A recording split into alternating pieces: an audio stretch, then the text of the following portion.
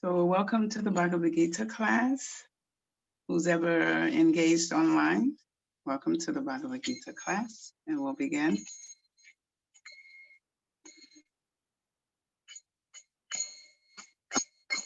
Jaya Radha Madhava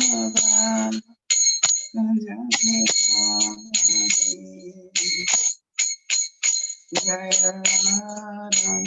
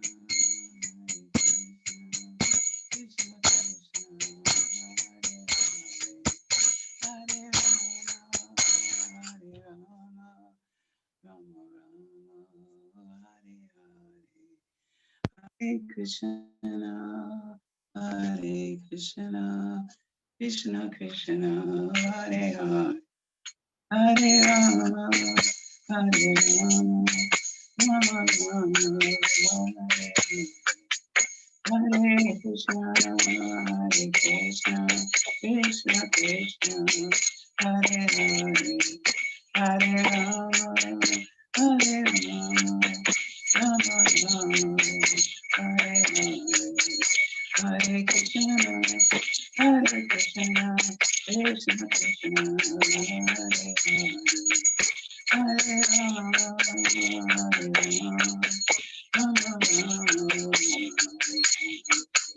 Hare Krishna, Hare Krishna, Krishna Krishna, Hare Hare, Hare Rama, Hare Rama, Rama Rama, Hare Hare. Jaya Prabhupada, Prabhupada, Prabhupada,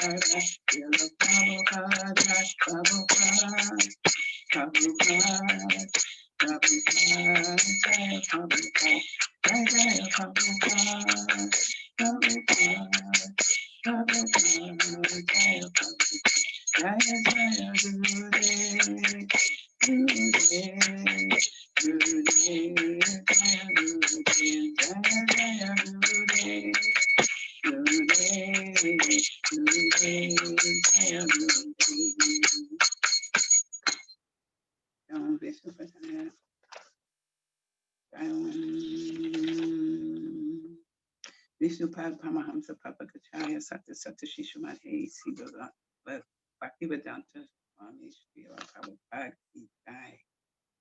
ISKCON BBT founder Acharya Srila Prabhupada Ki Jai. Down Vishnupada Paramahamsa Papa Kacharya Sata Sata Shishumadhe Bhaktisiddhanta Saraswati Goswami Maharaj Srila Prabhupada Ki Jai. Ananta Koti Vaishnava Vrinda Ki Jai. Namacharya Srila Haridas Thakur Ki Jai. Prem se kaho Shri Krishna se Tanya Prabhu Nityananda Shri Advaita Gadadhara Shri Vasari Gaura Bhaktavinda Shri Radha Krishna Gopa Gopinath Shamakunda Radhakunda Giri Govardhan Ki Jai Shri Mayapur Dham Ki Jai Shri Vrindavan Dham Ki Jai Ganga Maya Ki Jai Yamuna Maya Ki Jai Tulsi Devi Ki Jai Bhakti Devi Ki Jai Shri Harinam Sankirtan Ki Jai Samaveta Bhaktavinda Ki Jai Gaura Premanande Hari Hari Bol. All glories to the assembled devotees. All glories to the assembled devotees. All glories to the assembled devotees through the virtual media. All glories to Shri Guru and Shri Gauranga.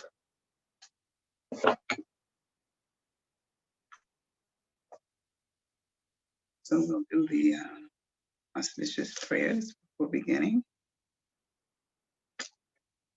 Okay. Om Ganat Maranda Shah Gana Gana Salakaya Taksamalitam Yena Tasmai Shri Guruve Namaha. Shri Chaitanya Namo Visam Stapitam Yena Bhutale. Swayam Rupa Kadamayam Dadati Swapadantikam. Vandeham Shri Guru Shri Yuta Parakamalam Shri Gurum Vaisnavam Cha. Shri Rupam Sagadatam Sahagana Ragunatam Vitam Tam Sajivam. Savadvaitam Savadutam Parijana Saitam Krishna Chaitanya Devam. Shri Radha Krishna Padan Sahagana Lalita Shri Shaktam Vitamascha. Hey Krishna Karuna Sindhu, Dina Bandhu Jagatpate, Gopesha Gopika Kanta Radha Kanta Namostate, Tapta Kantana Gorange Vadi Vrindavaneshwari, Vishwabhanu Sutta Devi Panamami Hari Priya, Vanta Kapis Durubhascha Kripa Sindhu Evata, Patitanam Pavanebhyo Vaishnavyo Namo Namaha. Shri Krishna Chaitanya Prabhu Nityananda Shri Advaita Gadadhara Shri Vasadi Gaura Bhaktavinda. Hare Krishna Krishna Krishna Hare Hare Hare Rama Rama Rama Hare Hare. So today we're reading from the Srimad Bhagavad Gita as it is, written by His Divine Grace A.C. Bhaktivedanta Srila Prabhupada. We are reading from chapter 6, and that title is Dhyan Yoga or Ashtanga Yoga. And we're reading text 16. So, nāty-aśnatas tu yogos di caikāntam anaśnataḥ nāty-aśnatas jāgrato naiva cārjuna nāty-aśnatas tu yogos di caikāntam anaśnataḥ nāty-svapna-śīlasya jāgrato naiva cārjuna nāty-aśnatas tu yogos di caikāntam anaśnataḥ cāti-svapna-śīlasya jāgrato naiva cārjuna. So we'll read the word for word. Na never. Ati, too much. Āśnataḥ, of one who eats. Too, but. Yoga, linking with the Supreme. Asti, there is. Na, nor. Cha, also. Caikāntam, overly. Anaśnataḥ, abstaining from eating. Na, nor. Cha, also. Ati, too much. Svapna-śīlasya, one who sleeps. Jāgrato, or one who sleeps night watch too much. There must be a typo. Who keeps night watch too much. Na, not. Eva, ever. Cha, and. Arjuna, O Arjuna. Translation: there's no possibility of one's become a yogi or Arjuna if one eats too much or eats too little, sleeps too much or does not sleep enough. Purport: regulation of diet and sleep is recommended herein for the yogis. Too much eating means eating more than is required to keep the body and soul together. There's no need for men to eat animals because there's an ample supply of grains, vegetables, fruits, and milk. Such simple food stuff is considered to be in the mode of goodness according to the Bhagavad Gita. Animal food is for those in the mode of ignorance. Therefore, those who indulge in animal food, drinking, smoking, and eating food which is not first offered to Krishna, will suffer sinful reactions because of eating only polluted things. Bunjante te twagam papa ye pajantyatma karanat. Anyone who eats for sense pleasure or cooks for himself, not offering his food to Krishna, eats only sin. One who eats sin and eats more than is allotted to him cannot execute perfect yoga. It is best that one eat only the remnants of foodstuff offered to Krishna. A person in Krishna consciousness does not eat anything which is not first offered to Krishna. Therefore, only the Krishna conscious person can attain perfection in yoga practice.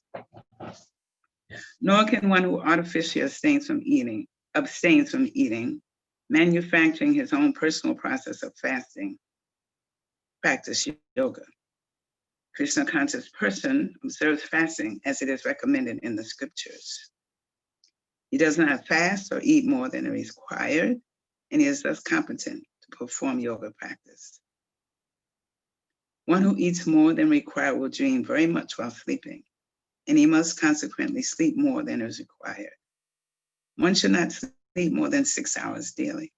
One who sleeps more than 6 hours out of 24 is certainly influenced by the mode of ignorance. A person in the mode of ignorance is lazy and prone to sleep a great deal. Such a person cannot perform yoga. Okay, so here in this chapter actually is about Ashtanga yoga. And Arjuna had been asking, he wants to know what path to follow, because at some point in some of the previous chapters, he was a little confused about the instructions and he didn't know what to do. So Krishna is trying to illuminate more these processes. And so Krishna actually focuses on the general principles of the different yoga paths. So what is the meaning of yoga? We see nowadays that there are so many persons who, do yoga practice. And in fact, when Srila Prabhupada first went to America, he was in Butler first, but then I remember that he went to New York, and he stayed with a person by the name of Dr. Mishra, who was teaching yoga there. But we can see, I was looking at some of the memory films, at the old films of his stay there. Actually, the person was Dr. Mishra, even though he hosted Srila Prabhupada. And of course, Srila Prabhupada was always amenable to people. You know, he was kind always, but still sometimes he would tell Dr. Mishra about his not having the right view on what yoga actually is. And we could see in the studio, in the film, they showed the yoga teachers doing physical exercises with the body. And I also was doing yoga at one point, and I had no idea what yoga was about. Although yoga has some benefit, but it doesn't have a benefit unless you understand what is the real yoga and what does it mean. So yoga actually means to link one's consciousness with the supreme absolute truth. And then Srila Prabhupada says, when the linking process is predominantly in fruitive activities, he's explaining these different yogas. When the linking process is predominantly in fruitive activities, it's called karma yoga. And when it is predominantly empirical, it's called jnana yoga. Empirical just means knowledge. You just want to have knowledge. And when it is predominantly in a devotional relationship with the Supreme Lord, it's called bhakti yoga. And of course, all throughout the Gita, even Prabhupada is explaining, and Sri Krishna is talking about these different processes, because before we can understand this path of bhakti yoga, we have to understand this process of yoga and what each one entails and where it takes you, or if it takes you anywhere, in fact. And we call it, in the book, it's called the yoga ladder. You know, so there's different steps that you go through. And those steps are, you know, first is vikarma, which means you're just whimsical, you're following your own mind or whatever your mind says for you to do.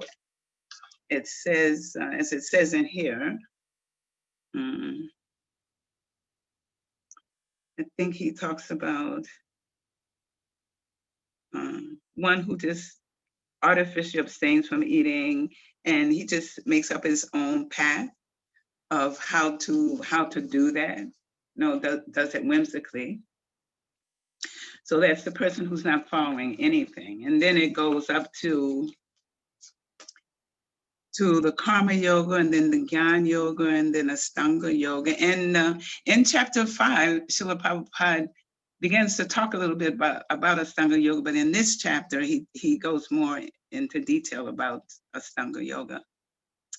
And then the topmost perfection is bhakti yoga. And I remember always hearing Srila Prabhupada say, why take the steps when you can take the elevator? And all these paths lead to understanding the Supreme Person of Godhead, but there's always a chance of being misdirected, you know, in this path. And it's long, it's arduous, and it takes a long time.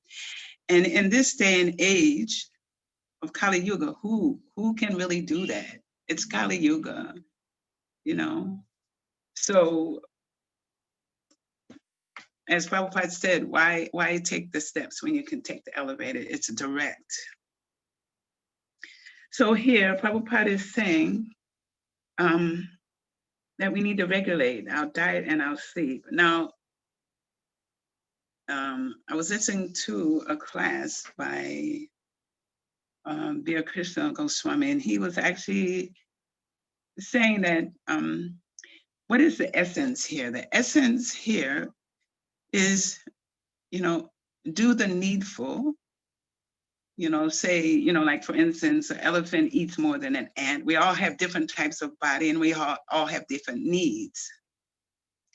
But still, we should put enough necessary fuel in our body, you know, and to take care of it. Although the body itself is a disease. You know, we're in this material body, and we're missing our connection to the Supreme Lord. You know, but once we come to this process of bhakti yoga, trying to understand Krishna, once we come to devotional service, then we need to execute service. Some devotees do yoga, and they can do yoga because they understand the ultimate meaning of yoga, what it actually means. So each individual has different needs. They have certain needs that they have. And certainly, you should take care of that to take care of whatever your bodily needs are, and use your intelligence, and if you're in tune with what you need, then, you do that, you take care of your needs. And we always know that we should accept things that are favorable for Krishna consciousness, and we should reject those things that are not favorable for Krishna consciousness. And we should do that. That's going to keep us stable and keep us steady in the process. And he was saying that Krishna consciousness means a slow and steady progress. So we take care of our physical, mental, and body needs.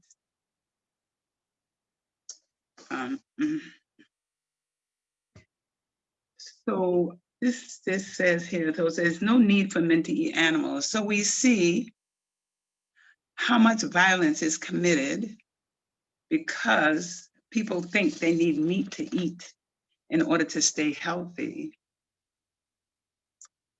And in that process, they're committing a lot of sinful activities, killing millions of animals a day for sense gratification for the palate. Oh my God. Krishna, Krishna. Hare Krishna. Yeah. Hare Bo. Okay. Hare Krishna. Carry on. Yeah. Hare Bo. I'm sorry for the calls, but I think there's someone, they've been sick and they're trying to get in touch with me. So they may call again. So I'll try to, just stay focused on the class and call them after the class. So we need regulation in everything. Personally, I find regulation is totally necessary for my life. My Guru Maharaj used to tell us, we should, each night before the next day, we should write down what are our short-term goals, what is it we want for the short-term goals, and then what are our long-term goals to keep us focused. So it's the same way in eating. We know that overeating causes illness, it causes sickness. And in Nectar of Instruction, in mantra number 2, verse number 2, it's saying, Atyahara prasyascha pajalpa niyamagraha anasangascha loliam cha sadbir bhukti vinashyati. So one's devotional service is spoiled when he becomes too entangled in the following 6 activities: eating more than necessary, collecting more funds than necessary, or just collecting in general. And when I was reading this about collecting, it reminded me of this.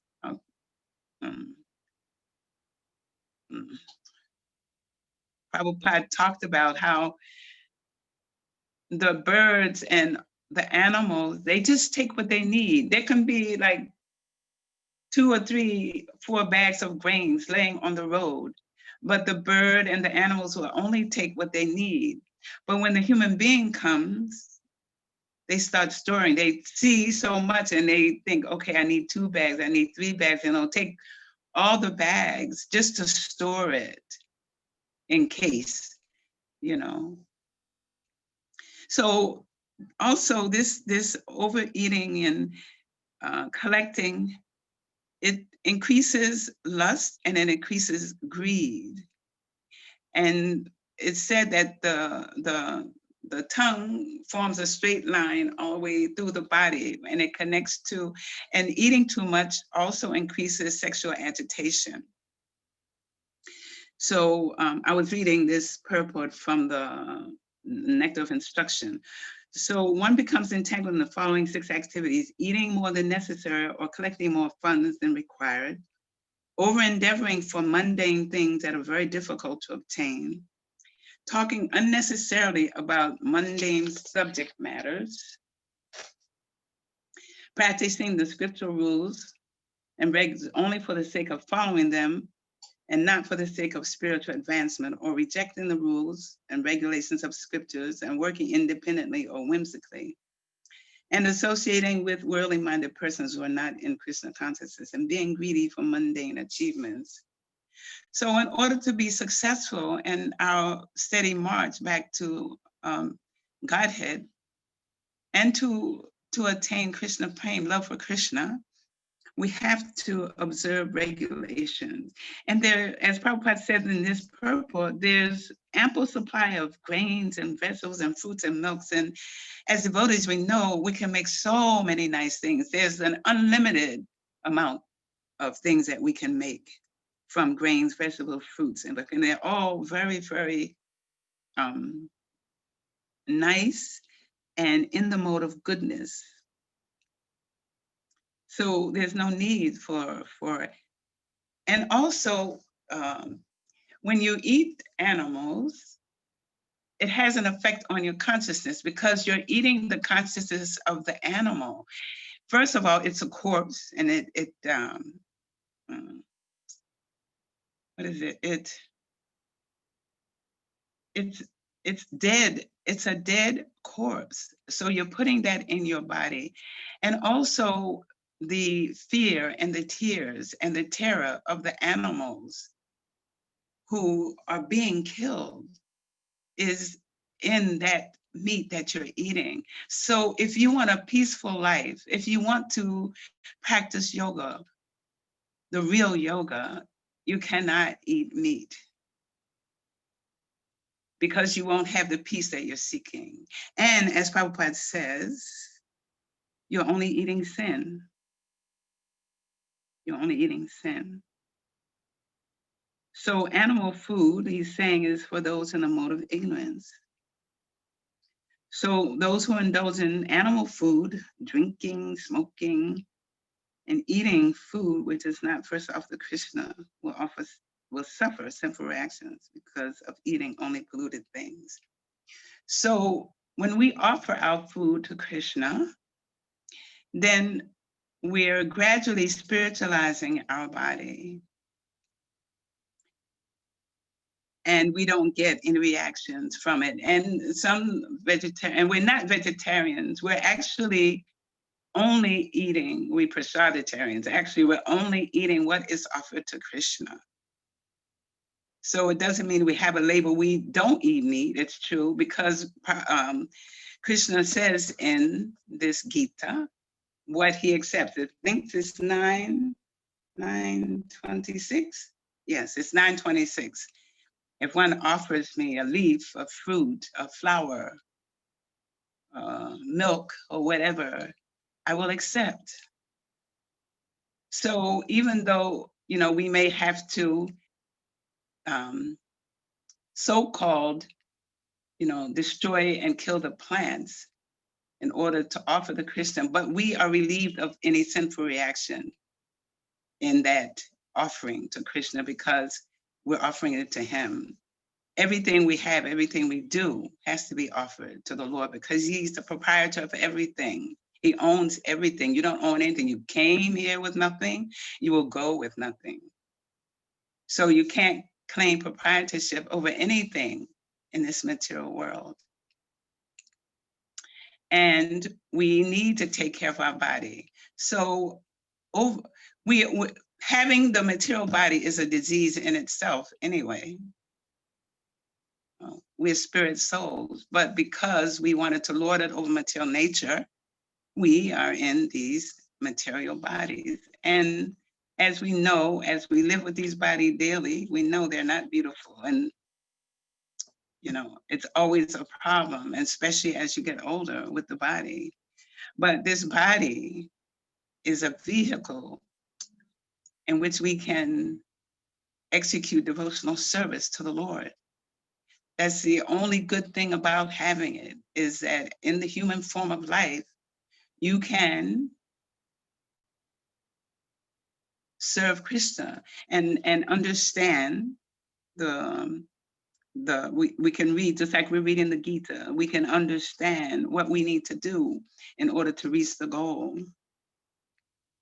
So And he's saying anyone who eats for sense pleasure or cooks for himself, not offering his food to Krishna, eats only sin. So even in these processes of yoga, unless you come to the standard of bhakti yoga,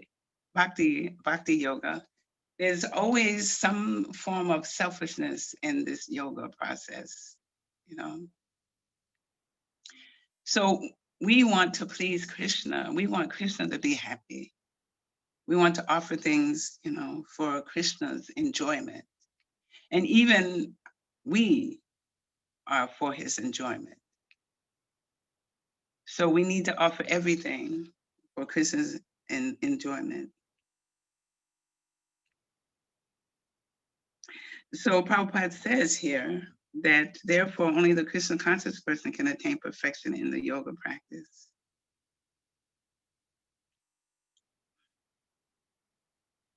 Nor can one who artificially abstains from eating, manufacturing his own personal process of fasting, practice yoga. In fact, I remember when, before I came to Krishna consciousness, I was always fasting. I had a group of friends and we used to fast all the time. We would just agree, okay, we're gonna fast for 3 or 4 days. And all we took was lemon juice, lemon water with a little honey, and sometimes with cayenne pepper. We call ourselves, you know, fasting to cleanse our body. But still, what was that fasting? You know, it was just something we thought about, and if we just thought about it without thinking of Krishna, then it was whimsical. What was the purpose? You know, we weren't serving Krishna. So he's saying that the Krishna conscious person observes fasting as it is recommended in the scriptures. So, you know, we have Ekadashis. You know, we have one coming up. I think it's Wednesday or Thursday. And actually, it's to help rejuvenate our body, even though, you know, we may think, oh no, it's Ekadashi, but it's good for us to abstain from grains, and it gives our body a little bit of rest. And it's recommended by the scriptures, by Krishna, that we should fast on these days. So he's saying, so we shouldn't go overboard on any of these practices. We should, you know, as I was saying before, we should just use our intelligence, take care of this machine that we are in, and practice this intelligently. So I wanted to read something too about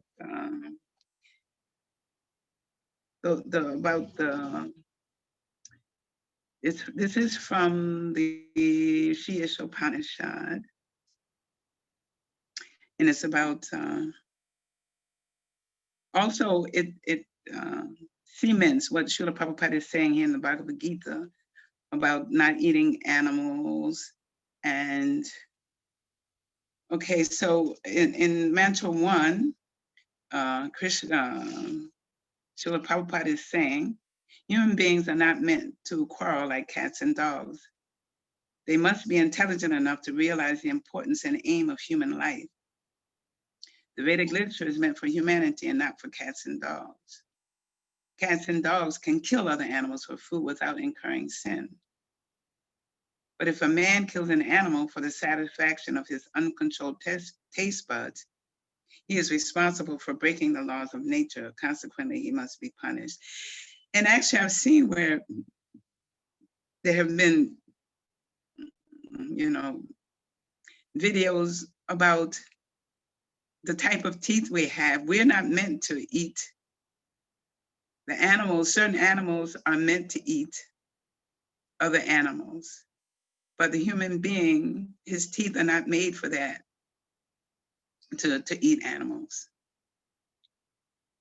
So it said here that the standard of life for human beings cannot be applied to animals. Animals act automatically, and they're not committing sinful activities because due to the type of body they have, This is what they do. It's their behavior.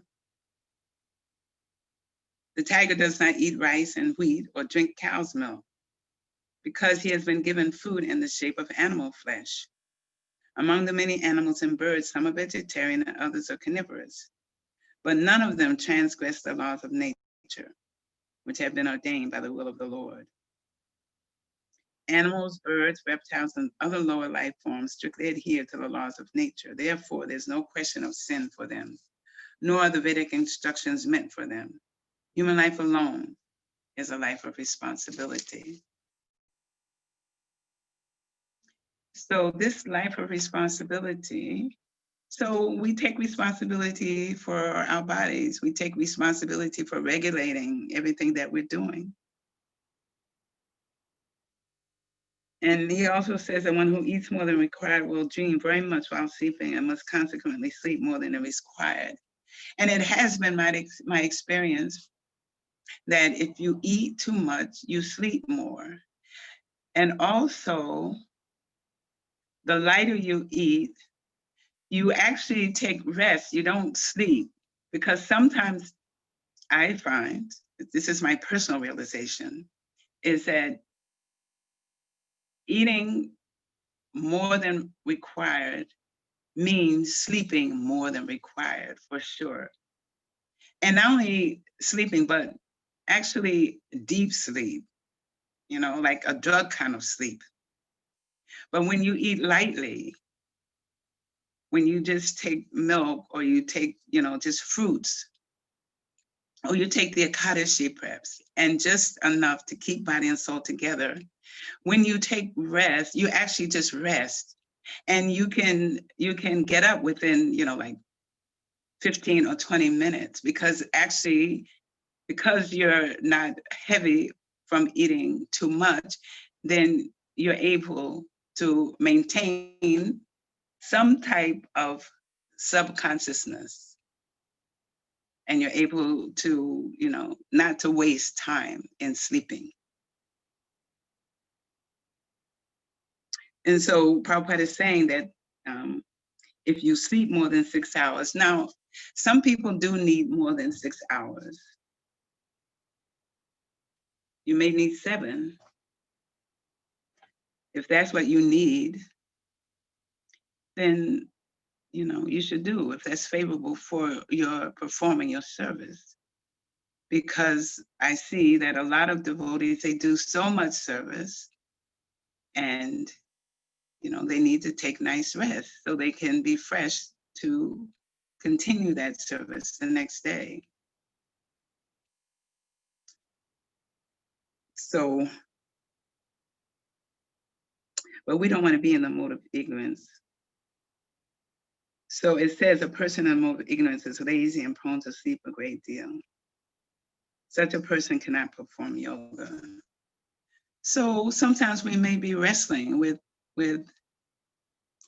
trying to maintain a standard that we would like. Sometimes we may, like fall back, but then, we can come back, and, we're fortunate we have another day to practice, to try to, stay on the path in a way that help us, give service to Krishna. And also, too much demand of the body, it can block our advancement. So we want to advance in Krishna consciousness.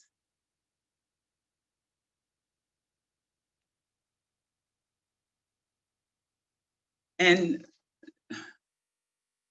we can get to the point where we're thinking, oh, just sleeping, I'm just wasting my time. I could be doing, some type of service. I could be reading, I could be chanting. I could be doing so much more than I'm doing right now.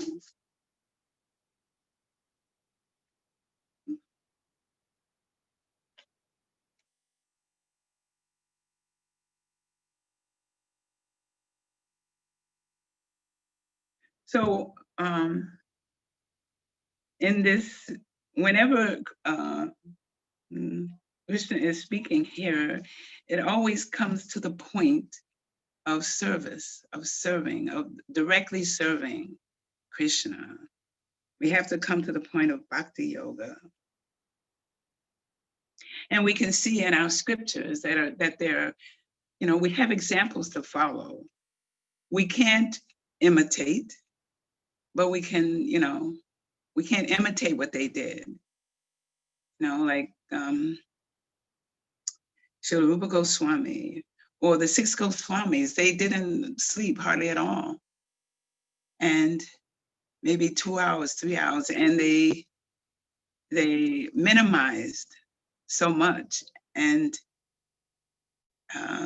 only took maybe milk. And if we look at even Bhaktivinoda Thakur's schedule, it was he had a very strict schedule. I wrote the schedule down so I could look at it. And it's an inspiration. It's not, we can see from these great souls, like Haridas Thakur, he wouldn't even accept prasadam until he had finished his chanting. And in Bhaktivinoda Thakur's schedule, we can see how strictly, that's why he got so much done. So if we want to really, really contribute, in this mission of Srila Prabhupada's, then regulation is very necessary. That way, I've heard it's always said that if you want something to be done, give it to a person who's very busy. And in Bhaktivinoda Thakur's schedule, he had no gaps in his schedule of what he was doing. Everything was, and not only that, but he didn't eat very much. He just in the morning, he just took milk, and actually milk is a whole food, so it's good to take milk and chapatis and fruit, and that was it. That was his breakfast. And then in the evening, he would take simple prasad like rice, chapatis, and milk, or like that. So he was able to accomplish so much, write so many books, write so many songs, take care of all his duties, take care of his family. So we can be inspired, by these previous acharyas, and not be daunted by the fact that, wow, they did so much. Can I do that? We don't have to do exactly that, but we can take encouragement, and we can try to do what we can, to make our path, easier, in terms of fulfilling the desires of our Guru Maharaj and the desires of Srila Prabhupada in pushing this movement forward. We have to have discipline. In fact, one part of my life, which I was really grateful for, is that my father was in the military. He was very, very regulated, and he regulated us. We all had like schedules, what to do. He had a list he would put on the board of schedule. He would schedule us. He was very disciplined, and he disciplined us. And I found that it was very helpful in my Krishna consciousness that I got that training from my father. Very helpful. So, we practice this discipline.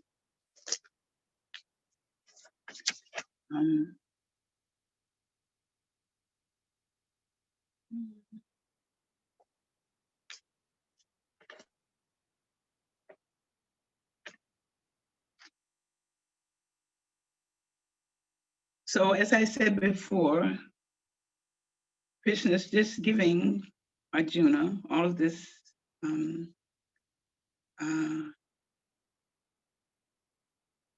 information, and we need to know all of this so we can recognize, the different types of yoga systems, especially when we're preaching. If we want to go preaching, we can recognize these different types of yoga processes.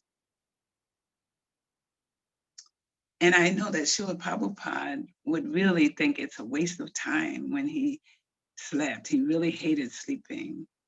And he didn't hardly sleep. Just see what he accomplished.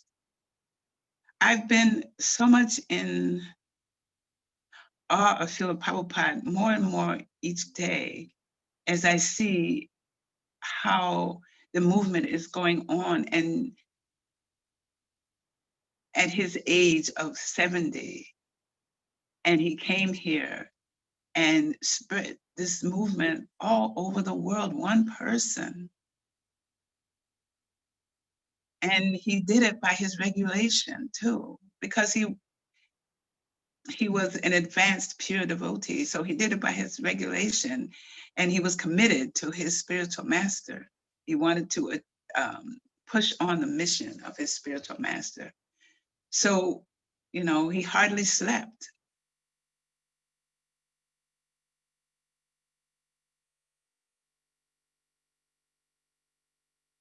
And just see what we're having, how everything is still going on. No matter what's going on in the world is always going to go on, whether we see it good or whether we see it bad. The material world is always going to go on, but if we discipline and practice, then we can, rise above what's happening in the material world. And propagate our own Krishna consciousness and give it to others. Especially now, we can give it to others. So I think I'm gonna stop right here. And if there's any questions, any corrections, or additions, I sure will appreciate so much.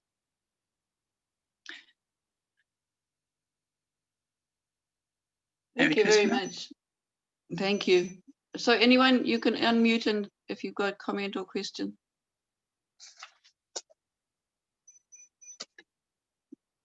I was thinking about how Bhaktivinoda Thakur's schedule is very difficult.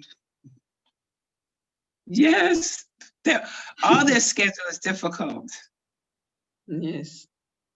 Isn't it? It's for me, I look at it and I'm like, well, I'm not there, but it gives me inspiration to at least try to do what I can. Yeah, he was very regulated in his eating as well as his work. Yes. Regulation. My Guru Maharaj only ate once a day. He only ate at 2 p.m. every day, same time every day, because we were all cooking. But for me, I'm not there.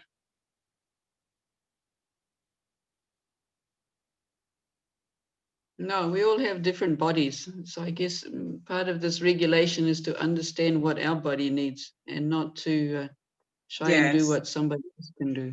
Yes, this is what Veer Krishna Maharaj was saying when I listened to his lecture on this particular chapter. He said the same thing, because we have to take care of it and we have to know our constitution.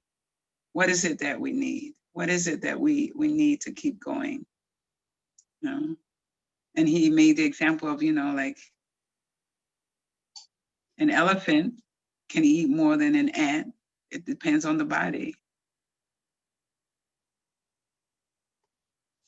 So, and we have spiritual and material needs, like, maybe,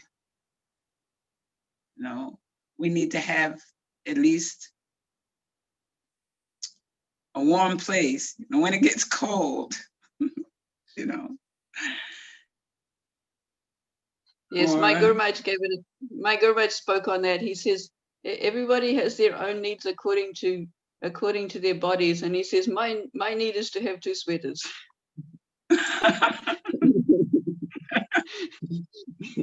There was a giving class in Vrindavan in the temple one day, and he says, my need for my body is to have 2 sweaters. Well, I can beat him on that one. I need a blanket. Yeah, so, and also if we do too much austerity, if we don't get what we need, then we become discouraged or we become hard-hearted.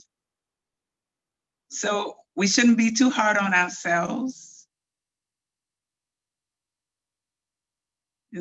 Just do the necessary, but push on toward the goal.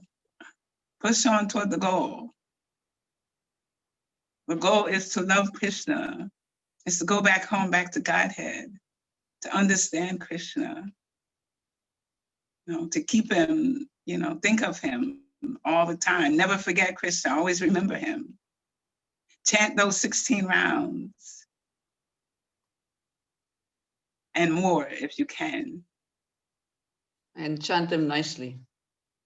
And chant them nicely, chant them nicely. With attention. Yes, with attention. But still, you struggle with the mind. You want to chant. So you just have to keep working at it. Because the solution to inattentive chanting is more chanting. Just chant more. Just keep chanting. Never give up chanting, whatever happens. Heat, cold, whatever's going on, just pick up the beats and chant. That's my mantra now. I don't care what's going on. Let me just chant. Chanting is the solution.